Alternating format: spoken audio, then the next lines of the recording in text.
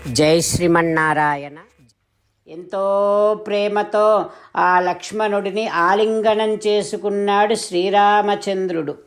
అంటూ ఉన్నాడు, లక్ష్మణ భావజ్ఞేన, నా మనస్సు తెలిసినటువంటి వాడివి నువ్వు లక్ష్మణ.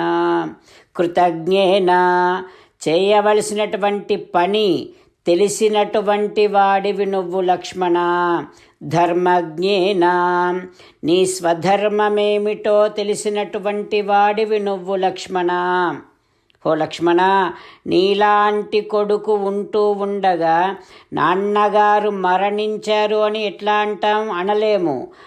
ఇంకా బ్రతికే ఉన్నాడు అని అనిపిస్తుంది నీలాంటి కొడుకు ఉన్నందుకు అని శ్రీరామచంద్రుడు లక్ష్మణుడిని ప్రశంసిస్తూ ఉన్నాడు.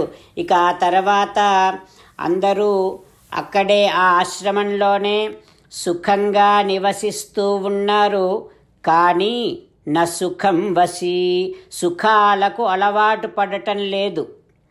సీతమ్మ లక్ష్మణునితో సేవింపబడుతూ రామచంద్రుడు హాయిగా ఉన్నాడు అక్కడ. శరత్కాలము దాటింది, హేమంత ఋతువు వచ్చింది.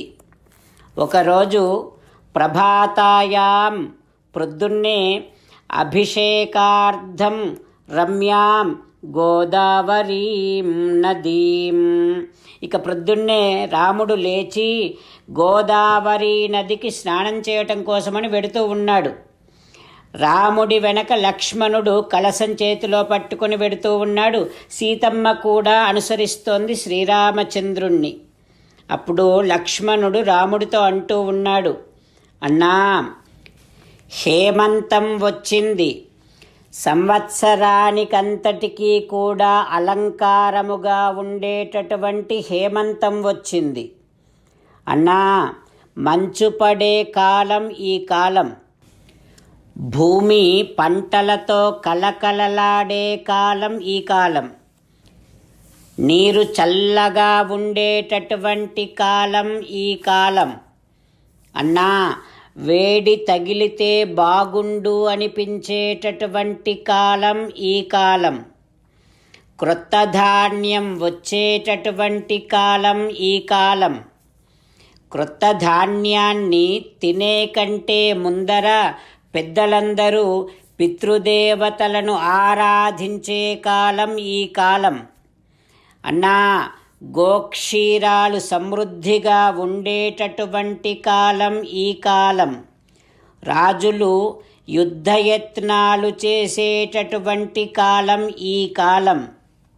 అన్నా, హిమవత్ పర్వతము మంచుకొండలాగా కనిపించేటటువంటి కాలం ఈ కాలం, సూర్యకిరణాలు సుఖాన్ని కలిగించేటటువంటి కాలం ఈ కాలం, మధ్యాహ్నములో ప్రయాణము సుఖాన్ని కలిగించేటటువంటి కాలం ఈ కాలం, చలి అధికంగా ఉండేటటువంటి కాలం ఈ కాలం, అరణ్యములో ఉండేటటువంటి వారంతా చలికి తట్టుకోలేక బయట తిరగనటువంటి కాలం ఈ కాలం, పుష్యమాసము సమీపించేటటువంటి కాలం ఈ కాలం. అన్నా, పైన కప్పు లేని చోట పడుకోలేనటువంటి కాలం ఈ కాలం, రాత్రి చాలా ఎక్కువ సమయం ఉన్నదా అనిపించేటటువంటి కాలం ఈ కాలం. అన్నా, అరణ్యాలన్నీ పొగమంచుతో నిండి ఉండేటటువంటి కాలం ఈ కాలం, ఏనుగులు నీటిని త్రాగటం కోసమని వెళ్ళి ఆ నీటి చల్లదనాన్ని సహించలేక తొండాన్ని ఒక్కసారిగా వెనక్కి ఈడ్చుకునేటటువంటి కాలం ఈ కాలం.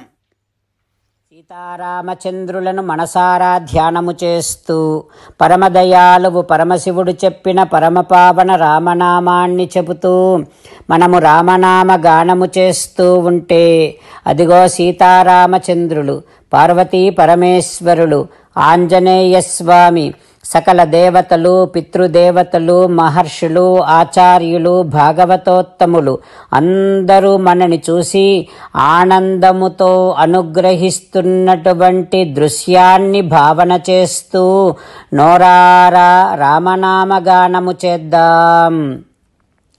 రామ రామ దశరథ రామ, రామ రామ దశరథ రామ, హే హే రాజా రామ, హే హే రాజా రామ, హే హే సీతారామ, హే హే సీతారామ. జై శ్రీమన్నారాయణ. భక్తులకు ప్రత్యేకమైనటువంటి విజ్ఞాపన. మీకు అన్ని విషయాలలో వెంటనే మంచి ఫలితాలు రావాలి అనంటే ప్రతిరోజు 1 నిమిషం వెచ్చించి నారాయణాస్త్రాన్ని చదవండి. ఇక మీకు తిరిగే ఉండదు. నారాయణాస్త్రాన్ని పొందడానికి మీరేం చేయాలంటే నారాయణాస్త్రం అనే వెబ్సైట్కి వెళ్ళి మీ పేరు, మీ ఈమెయిల్ ఇస్తే మీ ఈమెయిల్కి నారాయణాస్త్రం PDF వస్తుంది. అందులో ఒక రామాయణ శ్లోకం, ఒక గీతా శ్లోకం, ఒక విష్ణునామం ఉంటాయి. ఆ మూడింటిని కలిపి నారాయణాస్త్రం అంటాం. ప్రతి ఒక్కరికి వేరువేరు శ్లోకాలను ఇస్తున్నాం. ఆ రకంగా ఎవరి శ్లోకాన్ని వారు ప్రతిరోజు తప్పనిసరిగా చదవటం వలన ప్రతిరోజు ప్రతి 24,000 భక్తులతో ఒకసారి సంపూర్ణ రామాయణ పారాయణ, 33 సార్లు శ్రీమద్ భగవద్గీత పారాయణ, 24 సార్లు శ్రీ విష్ణు సహస్రనామ స్తోత్ర పారాయణ జరుగుతుంది. ప్రతి ఒక్కరికి అంతటి విశేష ఫలితము ప్రతిరోజు లభిస్తుంది. అందుకని మీరు, మీ కుటుంబ సభ్యులు అందరూ ఒక్కొక్కరు ఒక్కొక్క నారాయణాస్త్రాన్ని వెంటనే పొందండి. జై శ్రీమన్నారాయణ. శ్రీమద్ భగవద్గీత సారాంశముగా 18వ అధ్యాయములో 65 నుంచి 69 శ్లోకముల ద్వారా శ్రీకృష్ణ భగవానుడు మనందరినీ ఒక 8 పనులు చేయమని చెబుతూ పరమాత్మ ఈ రకంగా అంటూ ఉన్నాడు. ఎవరెవరైతే నేను చెప్పిన ఈ 8 పనులు చేస్తారో వారందరూ నాకు చాలా ఇష్టమైన వారవుతారు.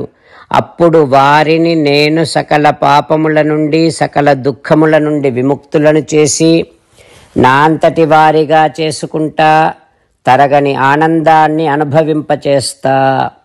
నిజమే చెబుతున్నా, ప్రమాణము చేసి చెబుతున్నా అంటూ సాక్షాత్తుగా దేవదేవుడైన శ్రీమన్నారాయణుడైన శ్రీకృష్ణ భగవానుడే మనను ఈ 8 పనులు చేయమని చెబుతూ ఉన్నాడు కనుక, హో శ్రీమన్నారాయణ, కరిష్యే వచనం తవ, తప్పకుండా చేస్తా, నువ్వు చెప్పినట్టే చేస్తా అంటూ మనం ప్రతిరోజు దేవదేవుడైన శ్రీమన్నారాయణుడికి ఈ రకంగా మాట ఇద్దాం. హో శ్రీమన్నారాయణ, నువ్వు చెప్పినట్టే నేను నిన్నే సంతతము ధ్యానము చేస్తూ ఉంటా. హో శ్రీమన్నారాయణ, నువ్వు చెప్పినట్టే నేను నీ భక్తుడిగానే ఉంటా. హో శ్రీమన్నారాయణ, నువ్వు చెయ్యమన్నట్టే నేను నా విధులను, కర్తవ్యాలను నీ సేవగా, నీ తృప్తి కోసమనే సక్రమంగా నిర్వర్తిస్తూ ఉంటా. హో శ్రీమన్నారాయణ, నువ్వు చెప్పినట్టే నేను నీవాడిని అనే మహావిశ్వాసాన్ని సంతతము కలిగి ఉంటూ నా హృదయములో నీకే నమస్కరిస్తూ ఉంటా. హో శ్రీమన్నారాయణ, మామేకం శరణం వ్రజ, నన్నొక్కడిని మాత్రమే శరణు వేడుకో అని నువ్వే అన్నావు కనుక నేను నిన్ను ఒక్కడిని మాత్రమే శరణు వేడుకుంటా. హో శ్రీమన్నారాయణ, మా శుచః, ఇక దుఃఖించకు అని నువ్వే నాకు భరోసా ఇస్తూ ఉన్నావు కనుక నేను ఇక దుఃఖించను. హో శ్రీమన్నారాయణ, నువ్వు చెప్పినట్టే నువ్వు నా కోసమని చెప్పిన శ్రీమద్భగవద్గీతను ఎప్పుడో ఒక్కసారి కాకుండా ప్రతిరోజు కనీసం 1 శ్లోకాన్నైనా అనుసంధానము చేస్తూ గీతోపదేశాన్ని జ్ఞాపకం చేసుకుంటూ ఉంటా. హో శ్రీమన్నారాయణ, నువ్వు చెప్పినట్టే నువ్వందరి కోసమని చెప్పిన శ్రీమద్భగవద్గీతను తెలియని భక్తులందరికీ తెలియచేసే నా వంతు ప్రయత్నాన్ని నిరంతరము కొనసాగిస్తూనే ఉంటా. ఓ శ్రీమన్నారాయణ, నేను నువ్వు చెప్పినట్టే చేస్తా, నీకు నచ్చినట్టే ప్రవర్తిస్తా, నీకోసమే పని చేస్తూ ఉంటా. కరిష్యే వచనం తవ. సర్వం శ్రీకృష్ణార్పణమస్తు. జై శ్రీమన్నారాయణ.